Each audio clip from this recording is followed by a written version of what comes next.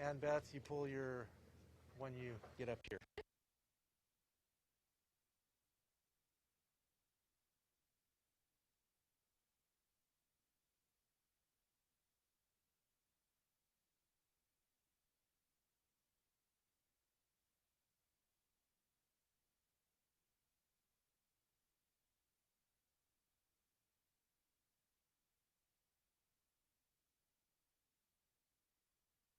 Outside of Oroville, on the shores of Oroville Lake.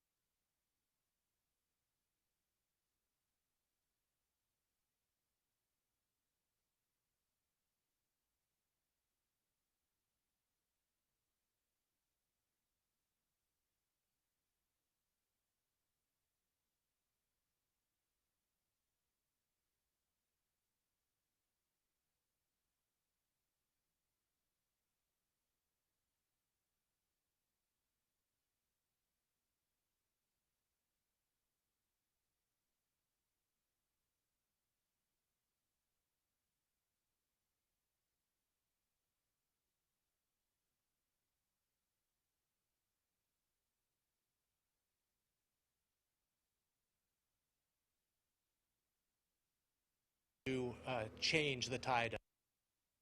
We really, as a society, as California, to make our forests healthy again.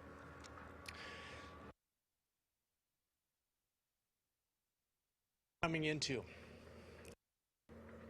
I haven't been talking about it up to this very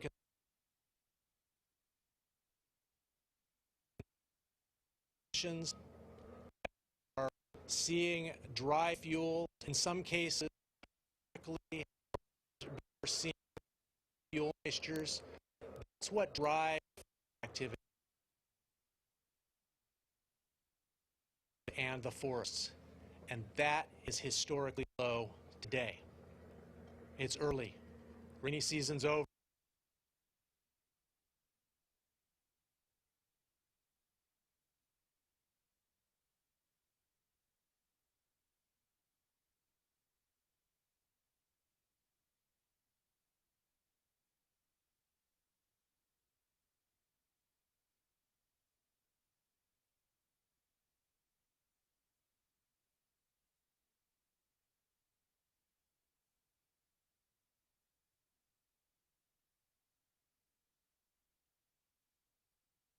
Very specific story about her own experience, her family's experience, and what all of this means to Beth Bowersox. Beth? Thank you, Chief Porter. Like Chief Porter said, this is kind of in my family. My dad retired after 30 plus years with the department. My mom was one of the first female firefighters hired by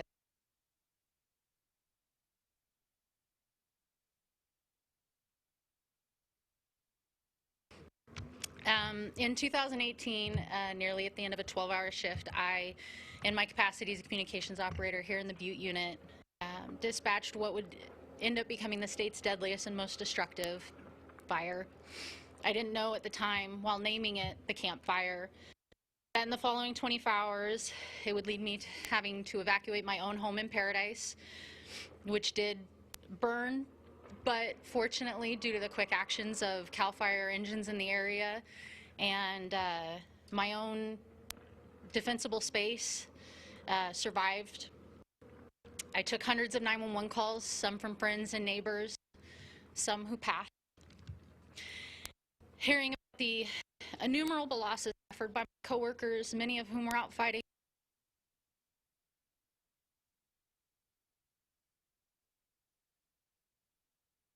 fires, their homes burned, and then finding out that my own brother and one of his firefighters were injured by an exploding propane tank.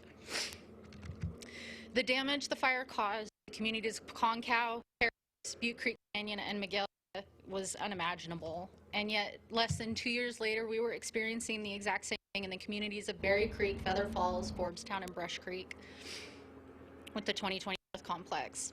Once again, I had to evacuate my own home, help friends evacuate theirs, and see the incalculable losses suffered from fellow firefighters, coworkers, and friends due to fire. As Chief Porter and many in the department have said over the last few years, fires in California are changing.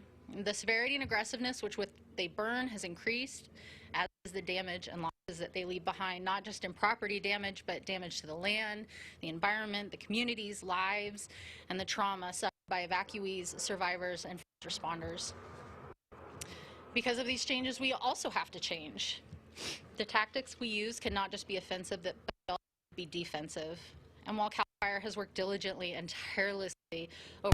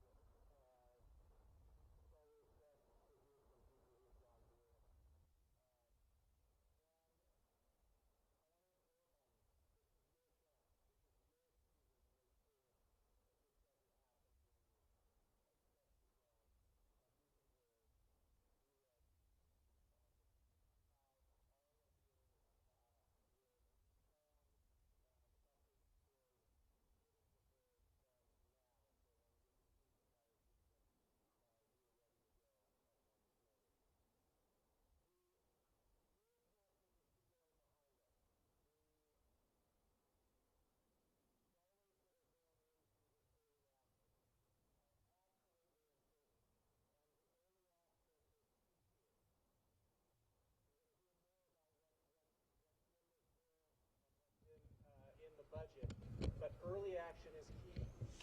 We don't have to finish a project in order for it to have positive impacts. The first day that a project is started, there are impacts. It might be that first day and the morning of the second day a fire starts in an area that piece of the project was key to stopping, or key to allowing firefighters the opportunity to actually take a stand and keep a fire from burning up into a community. Every single day matters. That's why this early action is so important. And with that concept, keep that concept in mind, I'd like to bring up Assemblymember Bloom and for your remarks. Thank you.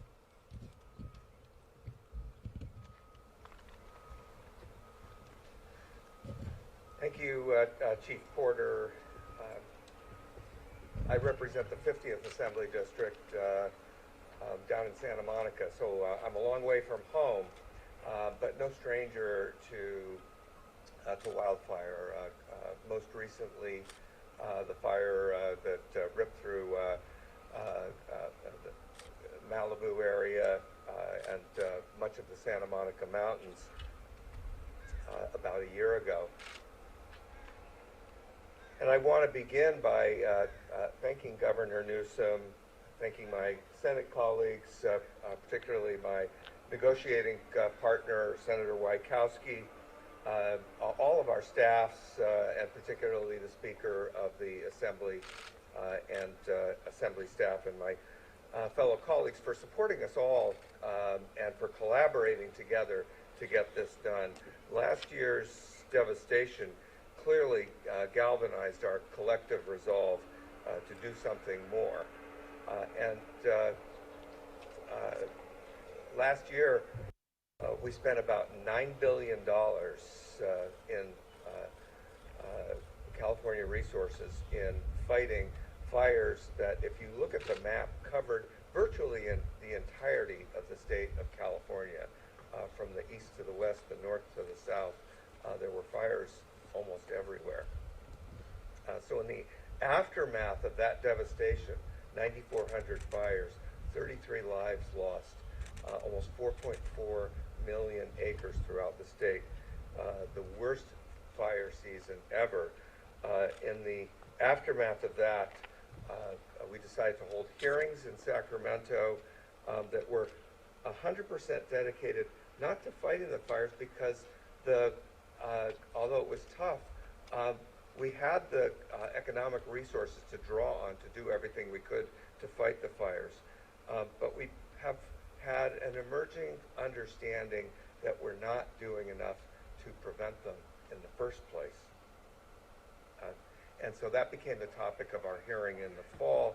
And then we were grateful to learn when the budget was released in January that the administration was on the same page. This issue of prevention was front and center, and $1 billion was proposed. Much of that money, as Chief Porter said, for early action, and then additional funds in the June budget. What does early action mean? It means that instead of waiting until June and then allocating money, and then in the months subsequent, money gets allocated, we're allocating money that will be released immediately and can begin to do good almost immediately. We also wanted, and because it was early action, we wanted these projects to be shovel ready. So that was something that we focused on in our subsequent consideration of the governor's proposal. These funds needed to be this $1 billion needed to be about prevention and not suppression, because we know that the funding is there by and large for the suppression needs that we have. And very importantly, particularly for folks in Southern California, we wanted to make sure that the funds that were going to be in this prevention package, that they were appropriate to the region. So in Southern California, for example, we have a lot of chaparral areas. It's much different from the terrain here. And the prevention methodologies that apply in chaparral are different to the woodland forest, and we wanted to make sure that all of the money was spent appropriately.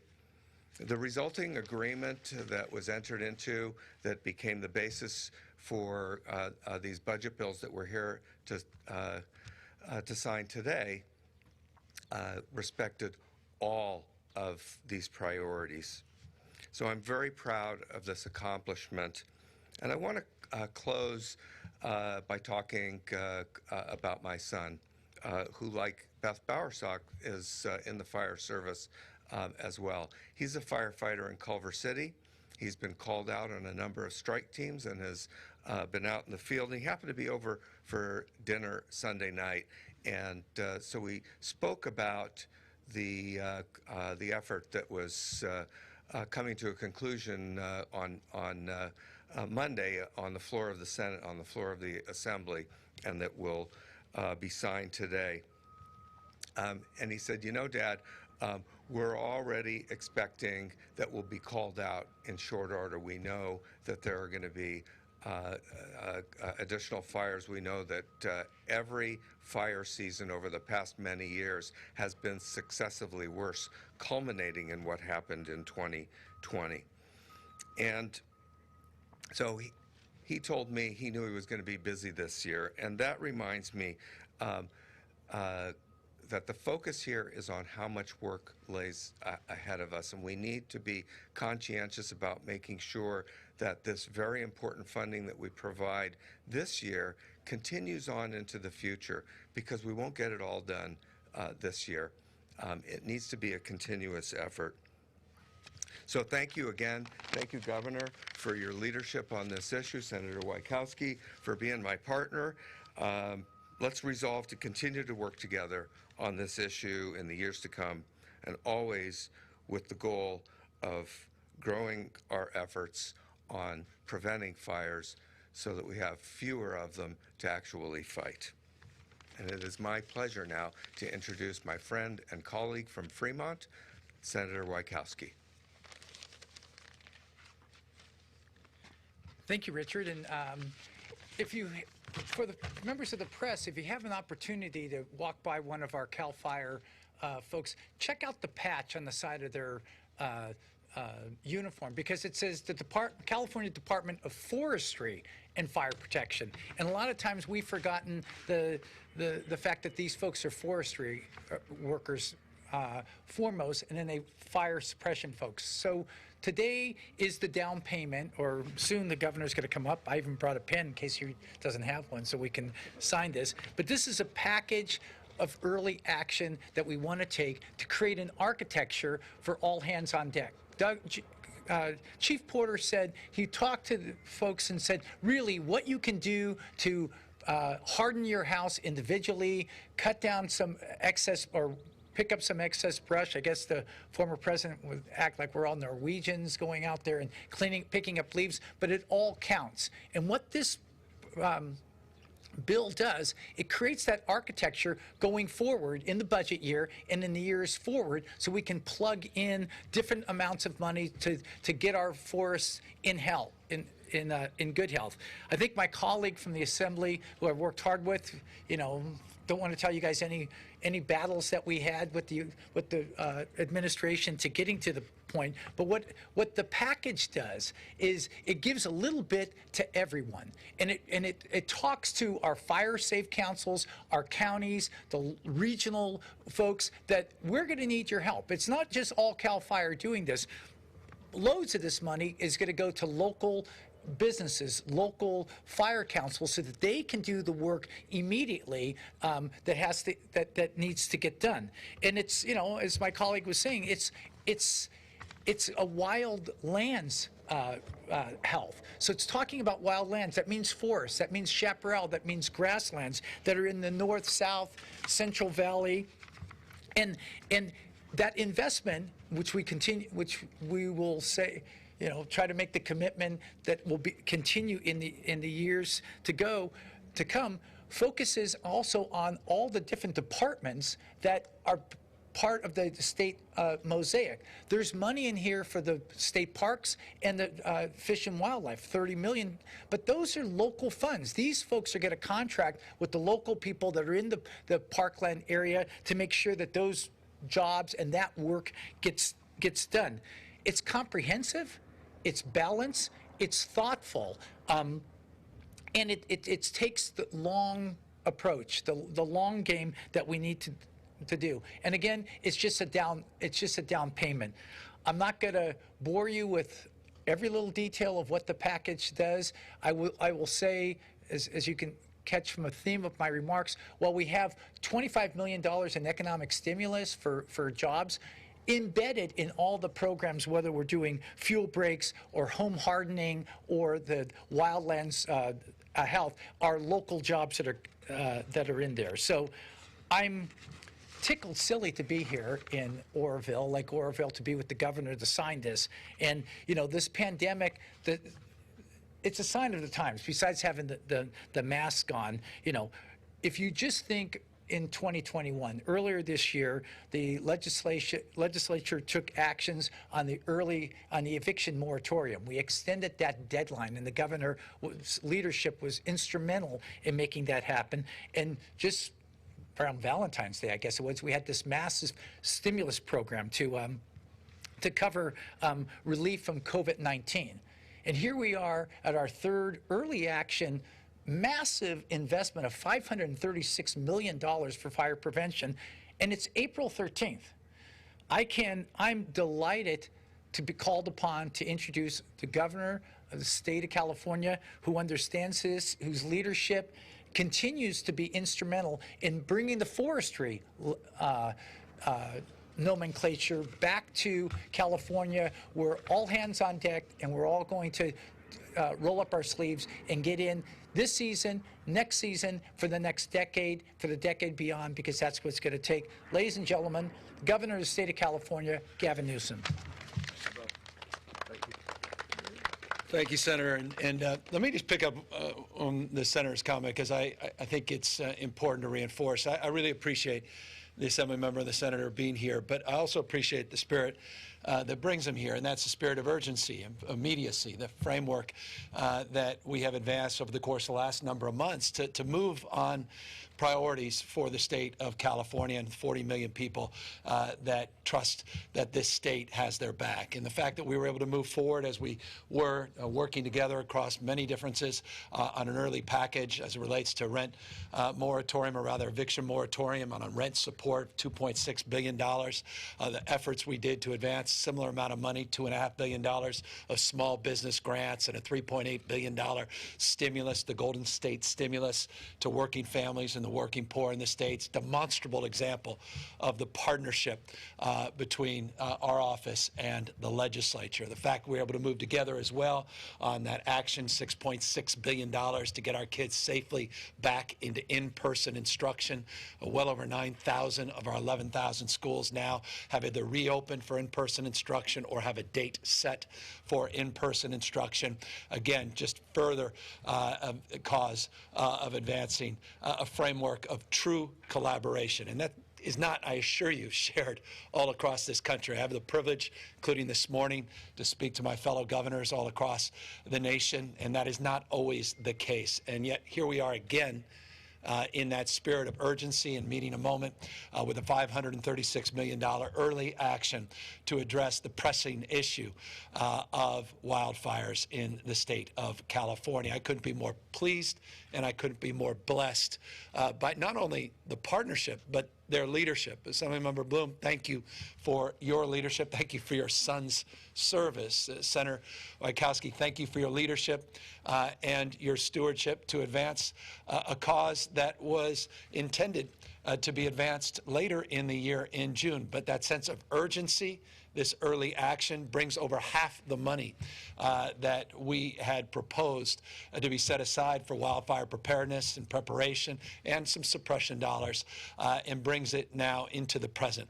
When I sign this bill today, we'll be advancing the cause of advancing more prescribed burns in this state, more home hardening support in this state, more efforts to support rural communities and rural economies through wood materials and wood products, and the opportunity to support small businesses through grants and loans to support our collective efforts all across the state. We build partnerships and bridges with local nonprofits as well as conservancies all across the state of California. We do it, as always, with an equity lens, mindful, as always, as the Assembly member was stating, that one size does not fit all. The unique conditions up here in Butte County are very distinctive from the conditions down in Ventura and Santa Monica and other parts of this state. We're also very mindful that we need to continue to do more to support the men and women in uniform. And that's why we were pleased just a few weeks back through an emergency appropriation to provide $80,740,000 to support another 1,399, 1,400 new CAL FIRE staff members to get a jump start and to get moving early on this wildfire season. And I just want to compliment and thank Chief Porter and his leadership and his entire team, to all the men and women in uniform at CAL FIRE. Thank you for your service. Thank you for your heroism. Beth, thank you for putting this in perspective and bringing your personal story when you noted that not only had you suffered a loss in terms of your own home and the bravery, demonstrable bravery of your family members that came to rescue, but the idea that you were taking calls from people you knew personally in those 911 calls, including when you stated this, folks that lost their lives. I can't even imagine what it must be like to be back here talking about that so publicly, having experienced that so recently. So Beth, just thank you for your incredible leadership, and thank you for your courage being here today and bringing this whole issue back home. You know, I was up here a couple years ago at the campfire. I told folks in Butte County I'd come back. It's my 6th time back in the county. We're here for the long haul. We're not just here when the cameras are on. We're not just here when the fires are burning. We want to be here for the recovery, and we want to be here mindful that good enough never is, that this is a constant and never-ending challenge. There is no, definition of success. It's not a place. It's more of a direction as it relates to the issues of wildfires. Just consider the spot behind me that's had 4 years of prescribed burns. You got to constantly keep at this. It can't be interested in addressing the issue of preparation. You've got to be committed year in and year out. And that's what's different now, is we are committed as a team, as a partnership with the legislature and other state agencies, including now the federal government, no longer a sparring partner, but a working partner. Federal government, where we're not addressing headwinds, but tailwinds in terms of the support, a memorandum of understanding doubling our respective commitments to vegetation management and forest management and prescribed burns, to support the Biden administration with resources, not just rhetoric, to help this collective cause. It's a different paradigm. It's a different framework. But we recognize, in the spirit of Beth's comments, spirit of Chief Porter's comments, that we have to recognize the hots are getting hotter. The dries are getting drier. Just look at this boat launch. This boat launch is supposed to launch a boat. There's no water behind us. We're now at a reservoir that's a 40-year low. And we're only in the 2nd year of these new drought conditions. It was just a few years ago. We had abundance. Not only the hots are getting hotter, the dry is getting drier, but the wets are getting wetter with these atmospheric rivers. And you saw that flow that impacted the spillway here at Oroville Dam. And so these extremes in fire, extremes in fire conditions, fire weather, where you're seeing, as we were down at Shaver Lake just a week or so ago, and we were discussing the magnitude of I think, 371,000 acre fire up there in Fresno County that took literally the snow and precipitation ultimately to put that wildfire out. We talked about that cumulus cloud that went up and literally created its own weather conditions, some 50,000 feet up. These are extremes, the likes of which these men and women in uniform have never experienced, and neighbors, friends, family have never experienced. So as a consequence, we got to change our approach, change our strategies, and we need to step up our efforts. So this is a down payment, as was noted. This is not the totality of our efforts. Another 1,400 firefighters. We got the helitack crews that are being trained. They'll be fully operational by May. We've got new fire and hand crews, the California Conservation Corps, and the good work that they do each and every day. We're going to support more of their efforts. We're addressing some of the prison population issues and the fire crews by extending from 5 to 8 years the ability for people to take advantage of the opportunity to get out and contribute through public service their efforts. Again, expanding the pool of available support as well. We are anticipating need for more mutual aid. We have a remarkable mutual aid system.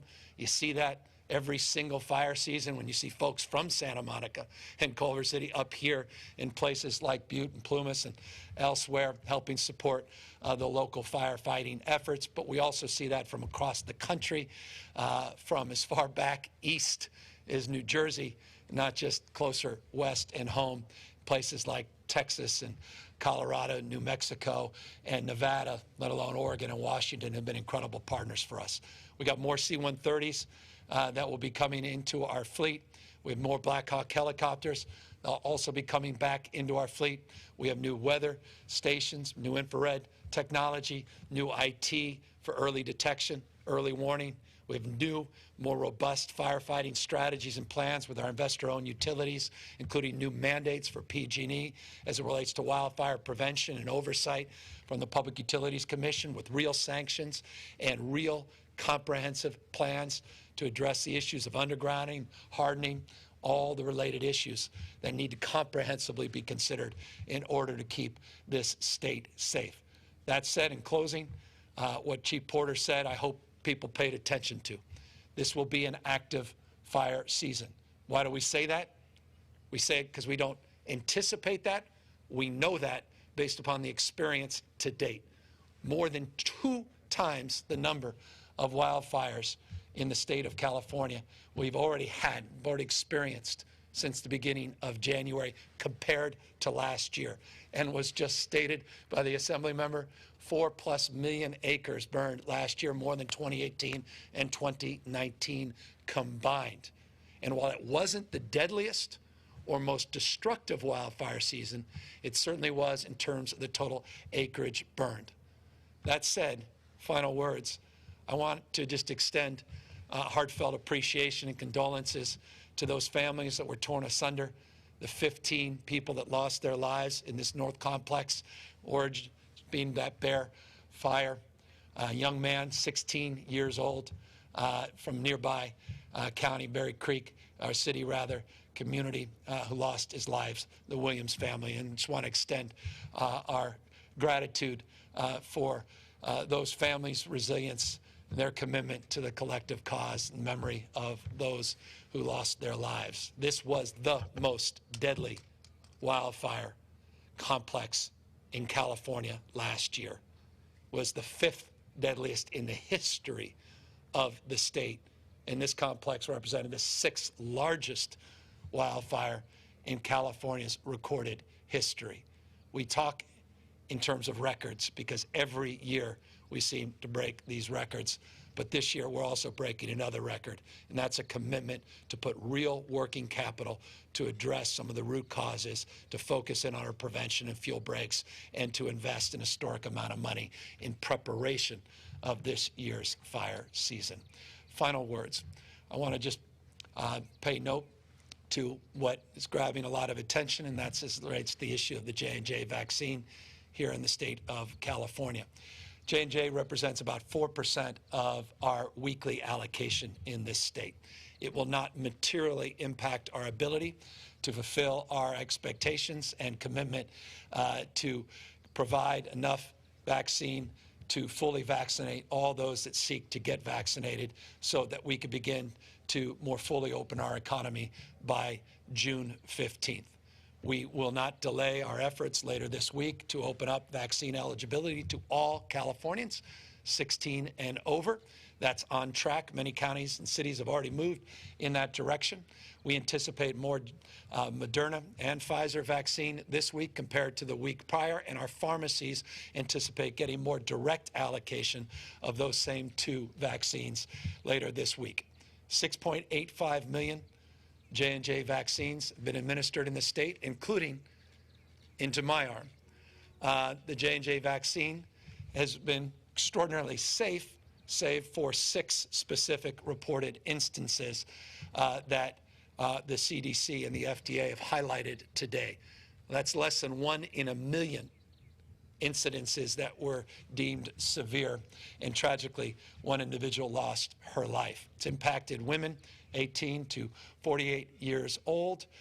We will learn more about some of the nuances and details in terms of where those vaccines were administered and who those individuals are in the days and weeks. We met virtually today with Dr. Fauci and the task force, the White House, and governors from all across the country to be briefed on this decision that was made less than 24 hours ago. We are aligned, not surprisingly, our efforts here by pulling the J&J vaccine from our clinics and our distribution network. We have 8,800 individuals that have current reservations on the My Turn app, and we're working to convert those reservations to Moderna and Pfizer alternatives in real time. More information will be forthcoming on that. Continue to make the case these vaccines are safe and effective. 23 million doses have been administered in the state of California, more than all but 5 other nations in the world, more than 7 million doses than any other state in our nation. We have the lowest positivity rate, not just the highest number of administered vaccine doses in the nation, 1.5% positivity rate today, 1,568 individual cases, among the lowest number of cases reported in some time. Tragically, though, 9 people did indeed lose their lives. This pandemic disease remains deadly. And the way we defeat this disease, the way we turn the page, is we get vaccinated. And the sooner we get vaccinated, the sooner we open up our businesses without any restrictions. 4 new counties today moved into less restrictive tiers. That's encouraging and good news. We hope to eliminate that blueprint as early as June 15th, but we can't do that unless people get vaccinated. And we are mindful that with the J&J, our ability to do as much as we had anticipated this week and over the next few weeks is impacted, but our medium and long-term goals are not impacted because of the abundance of Moderna and Pfizer vaccines that we indeed anticipate not only this week compared to next week, but also in the subsequent and upcoming weeks. And so we were assured of that again today in our conversation with the White House, and we continue to be mindful that as a Western States collaborative, we also have a role to play in the safety and the efficacy. And our Western States Safety Advisory Task Force is meeting later today, and will be reviewing the decision from the CDC and the FDA for consideration and concurrence as well. And so that's just, forgive me, long-winded perhaps, but an important, I hope, comprehensive update on where we are with the J&J vaccine and where we are on our vaccine efforts more broadly. But again, we're here for a purpose, and that is to sign this bill. With that, though, I'll take some questions, but we are here indeed with Senator Okowski's pen to make sure that this bill is signed before we adjourn. With that, we're happy to take any questions. Hi, Governor. Sophia Bolag here from the Sacramento Bee. You mentioned that the state has experienced the past 2 years of drought conditions. There's a bipartisan group of lawmakers that are calling on you to declare a drought emergency. You said last week you're not planning to do that. I'm hoping you can explain in a bit more detail the scientific threshold that you see for declaring a drought emergency and why California hasn't reached that yet. Well, we have drought conditions, and I maintained, as I stated last week very clearly as well, we are in iterative process, open argument, and we are working with our partners across the spectrum, including conversation I had with the Interior Secretary yesterday on this topic, among a number of other topics. And so we have here today, just coincidentally, Wade Crowfoot, head of our resource agency, who ran point for the Brown administration on all things drought. And I may take advantage now of his being here and ask him to come up and say a few additional words on the topic of drought conditions versus drought emergency and where we are in the process of making an ultimate determination on your question. Wade? Thanks so much, Governor. I'm Wade Crowfoot. I'm the Secretary for Natural Resources. So emergency proclamations obviously provide the governor certain powers that he would not have under normal circumstances. And as a result, emergency declarations are considered very carefully given the change of authorities that provides. To date, our agencies, mine included, have been coordinating for several months to prepare for the conditions we now experience. And we're taking a number of actions, preparatory actions, whether it's on the environmental side or to ensure emergency water supplies to communities who may need it later in the drought. And all of those actions are possible under normal authorities. As the governor said, we're monitoring conditions in real time, including Lake Oroville behind us. And the governor's made very clear that he welcomes recommendations to change our actions, including consideration of a drought proclamation of emergency as conditions dictate. It's possible that we'll reach that point this year. Well, I've learned a couple of things helping to manage drought response, and one of them is to avoid making predictions.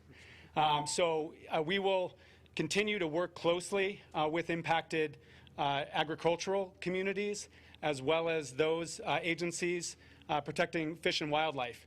And just as soon as we need additional actions and the consideration of an emergency proclamation to take specific actions we couldn't otherwise take, certainly the governor's asked us to raise those points with him. I can assure you, look, we've been having this conversation for a number of months now.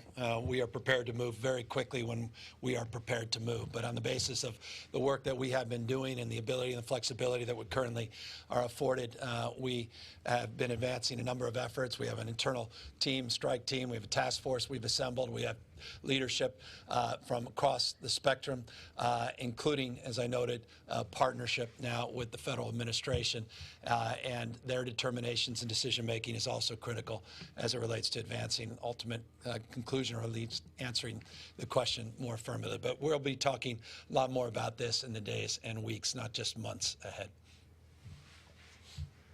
Hi, Governor. I'm Natalie Hanson from Chico Enterprise Record, the paper of record for Butte County. And I was wondering, has your office reviewed the report from the Independent Public Advocate's Office at the California Public Utilities Commission, which was submitted to PG&E for consideration, outlining 4 key deficiencies in the package, which may not fully address the high-risk areas in marginalized, highest impacted communities, particularly those already recovering from the most destructive wildfires such as Butte County? Had your office reviewed and discussed how to further address gaps in resources for those most marginalized and recovering communities? Yeah, I'll take advantage of the opportunity to more specifically get back to you, and we'll make sure that we'll respond in real time, and I'll get you the details of who in our office has reviewed that in detail, specific to the items that you just referenced. Thank you. Thank you. Hi, Governor Newsom. My name is Christian Lopez. I'm a reporter with Action News Now in Chico. And I was wondering how this money is going to be distributed within the different counties and some of the ways that counties can use these funds. No, I appreciate it. Look, we're going to be working with conservancies. We're going to be working to provide grant funding. We're going to provide that not only to formal NGOs and community-based organizations, but also to private sector and businesses. It's noted that there's a Catalyst Fund component of this. The Catalyst Fund is to catalyze investments, low-interest loans, to allow private sector entrepreneurs the opportunity to partner in terms of some of our forest management as well as vegetation management efforts. In addition to that, we'll be hiring locally, as we tend to do, as relates to the hand crews and other supports that will provide and supplement the efforts of men and women in uniform, particularly through CAL FIRE. As it relates to the actual distribution, we didn't lay out a 58-county strategy with specific prescribed dollars attached, but we provided in what was, I think, significant, and I'm very grateful to the Assembly member and the Senator, we provided flexibility that we haven't seen in the past to provide different counties that have different requirements and different distinctive conditions the ability to access these dollars, when in the past those dollars were set aside with prescriptive language that often made places like Santa Monica Mountains and Ventura County and the unique conditions there ineligible for some of those grant funds.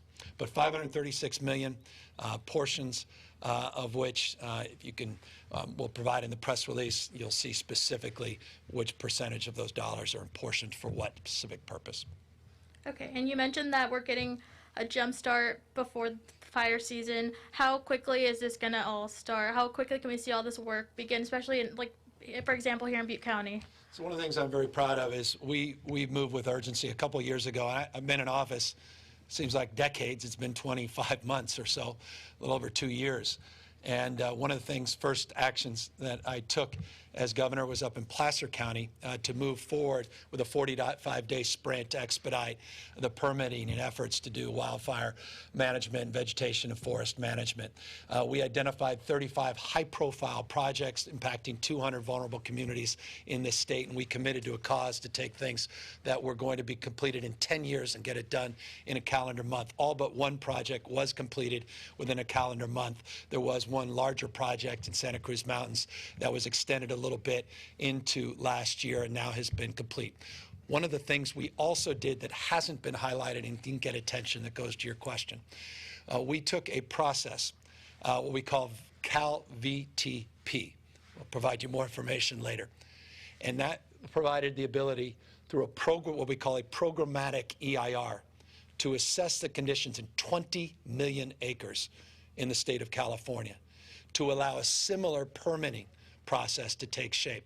What would have taken decades now will take less than a few years. We have identified 500 additional projects, not just the 500 projects, and we've already identified roughly 60 projects for prioritization. We'll provide you that list of those priority projects, including those that touch and impact this community. You'll see on the boards there the maps of some of those projects that have been completed or are underway, specifically related to communities that have been devastated, least of which community in and around Paradise, impacted by the Camp Fire, and some of the regrowth that's already taking shape there that we also have to manage, so that you'll have confidence in our prioritization. Okay. Could we see money going to local fire stations within different cities as well? Well, part of our tradition. Well, when you have Chief Porter here, well, I would be remiss. I'm in politics. He's a fire chief. Let's have him in. Thank you, Governor, and thanks for the question. Related to will this money, portions of it, be available to individual fire stations? What I would like to impress upon, this is an all of the above approach. So we're looking at money that's going to be available for hardening structures in some cases, doing defensible space work in a community setting, doing fuel break and fuel reduction project work in and around communities, and also landscape level health management in order to reduce the intensity of fires coming into communities. Every area of California is eligible through fire safe councils, through other nonprofits, through county organizations, and also fire departments. So everybody should be looking at opportunities to get in here. The grant application period is open, and it closes mid-May, and we'll look at the grant applications that we have for these funds and apply them as was directed through this process, through a very comprehensive but also open perspective, and looking at all opportunities of good projects to fund. This is a down payment. We know that there are going to be projects that are important that we need to get to that won't be a part of the first funding, but they will be a part of funding downstream, and we are committed to continuing this work into the years and hopefully into the decades that it will take to make the whole difference that we need to. Thank you. My final question is, do you have any comments on the current recall effort? We're here to focus on what I think unites Californians, and that's focus on making sure that we're prepared for this upcoming wildfire season, making sure we continue to get shots into people's arms, making sure we safely reopen our schools for in-person instruction, and getting our small businesses back on their feet, and being mindful that this pandemic has not impacted everybody equally, and that is making sure that in our upcoming budget we're addressing the issues of equity in those communities that have been disproportionately impacted. On that spirit, one community that has been disproportionately impacted by wildfires is this community, this county in particular, Butte County, and we're really pleased to be back here to make the case anew that we have your back, and we're going to do everything in our power to make sure that we keep you as safe as humanly possible, mindful that Mother Nature is, as some people say, chemistry, biology, and physics. She bats last, she bats 1,000. And the experience we had last year that led to this northern complex was historic. 12,000+ lightning strikes in just 24 hours, a heat dome over the entire west coast of the United States, world record-breaking temperature in our own state in Death Valley, 130 degrees. Conditions so extreme, so extraordinary, that they broke every record, including a world record temperature. And so that's what we're up against. We're up against a threat and a challenge, the likes of which none of these remarkable men and women have ever experienced. And that's why we need to continue to do more and continue to make the kind of investments we're here to announce today. Thank you. Governor Adam Beam with the Associated Press. Even before today's announcement about the Johnson & Johnson vaccine, you had a sizable group of people in the population that were skeptical of the vaccine or perhaps flat out just refuse to get it. In light of today's news, how should you and the state adjust your messaging around the safety and efficacy of these vaccines? Well, we'll continue to do what we've done and put things in perspective. I think Dr. Fauci did it very effectively today in a White House briefing, making the case not only have we administered some 6.85 million doses of the J&J vaccine, but you've had 6 recorded instances of severe conditions. 6. That's 1 in quite literally a million. And so you have to put that in perspective. I had the J&J vaccine and had no side effects whatsoever. In fact, someone asked me, which arm did you get shot? And that was the next day, and I honestly didn't even remember, and I was trying to push to see if I felt it even a bruise. So it's not, at the end of the day, we have a Western States Advisory Committee that provides a second and third opportunity for people to review the efficacy and safety data that comes from the federal government. They're reconvening on that basis. It's not just even a California group. It now includes a number of other states. We'll continue to do our part. But again, we're going to follow the CDC guidelines, obviously FDA guidelines, and continue to remind people of the safety record, particularly the Moderna and the Pfizer vaccines that are now going to show up in more abundance than we've seen in the past, and that's why we're able to keep the timelines that we have previously put into place and not deviate from that commitment to extend the eligibility to all Californians 16 and over. Again, Pfizer's the only one available for those 16 and over. We have emergency use authorization, 12 to 15-year-olds with the Pfizer vaccine. That's pending, and we'll make announcements if indeed that is formally lifted by the federal government after it's reviewed by our Western States Advisory Committee. But again, I think just putting things into perspective, forgive me for the long-windedness, is the most succinct way that we can more clearly not only answer that question, but answer that concern. And finally, for me, does the state have a model for when we expect us to reach herd immunity, and if so, when would that be? Well, again, I fear it's a little illusory, this notion of herd immunity. That's my personal opinion, but it's also a professional opinion. Here's why. You have resistancy. You have people that simply are not going to take the vaccine. You have a population, if you're going to reach herd immunity, that must include all of our children as well, and yet we don't have emergency use authorization or authorization broadly for people below the age of 16. You also have to be mindful of the variants. We have 1,097 UK variants that we've sequenced, roughly 35,000 sequence we've done, genomic sequence we've done in the state of California, 1,097 UK variants, over 12,500 West Coast variants. We have South African variants, and we have a Brazilian variant, now 48 Brazilian, 24 South African, 23, forgive me.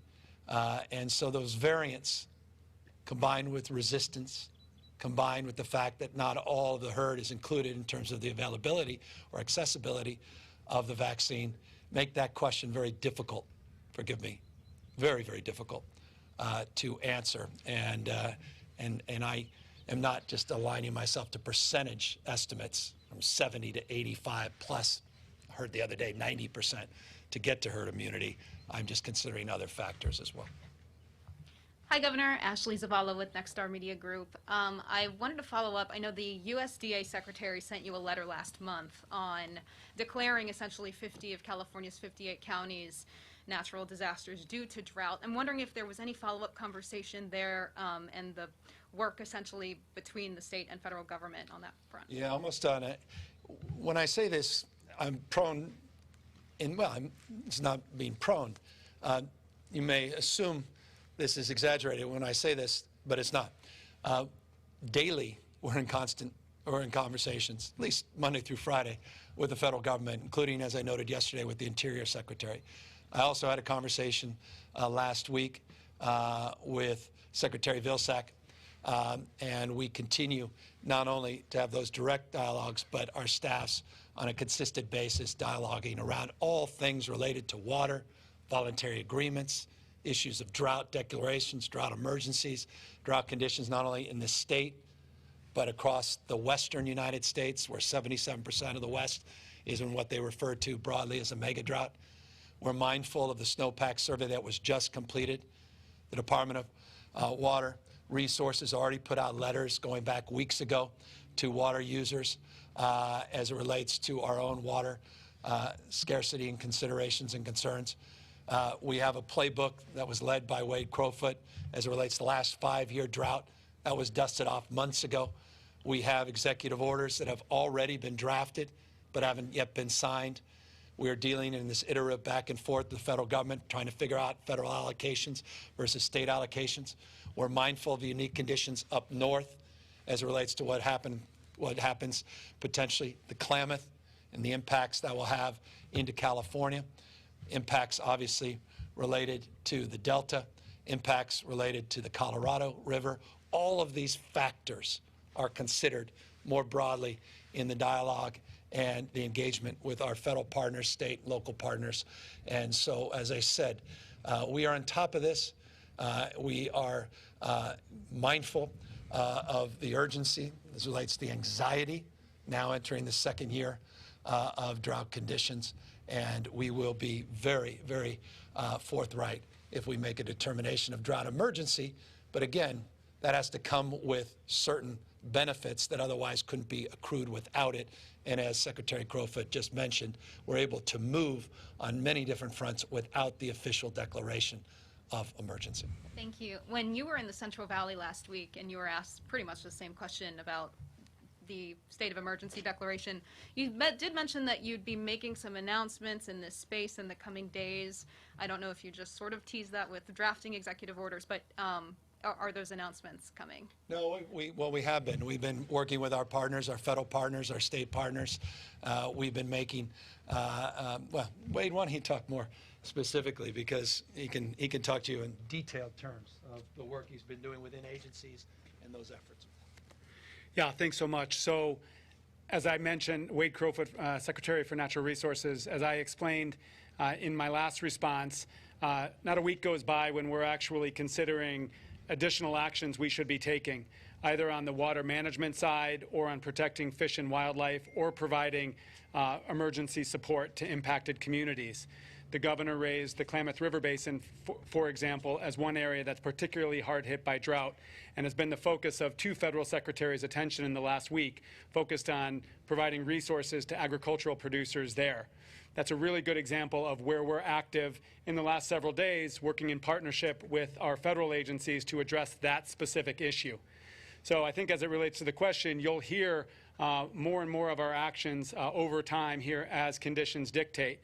We are monitoring these drought conditions in real time, and we'll take actions necessary to protect communities, obviously our economy, as well as our fish and wildlife.